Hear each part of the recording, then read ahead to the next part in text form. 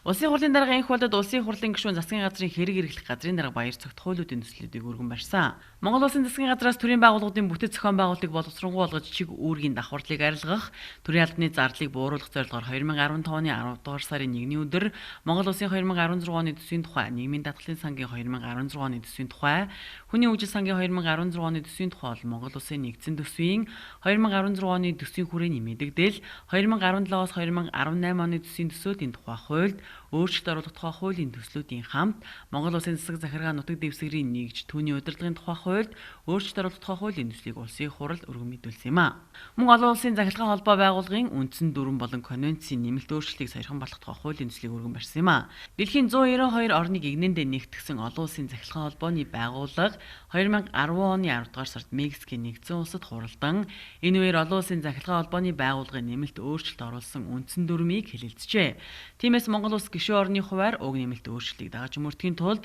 олон улсын захиргаан холбооны байгууллагын үндсэн дүрэн болон конвенцийн нэмэлт өөрчлөлтийг саяхан батлах тухай хуулийн төслийг боловсруулжээ. Мөн нийтэд тэмдэглэх баярын болон тэмдэглэлт өдрүүдийн тухай хуульд нэмэлт оруулах тухай хуулийн төслийг улсын хурлын даргад өргөн барьсан юм а. Иргэд олон нийтэд ардчилсан сонгуулийн ач холбогдлыг таниулах, сурталчлах зорилгоор жил бүрийн 7 дугаар сарын 29-ний өдрийг ардчилсан сонгуулийн өдөр буюу нийтээр тэмдэглэлт өдөр болгохоор уг хуулийн төсөлд тусгажээ.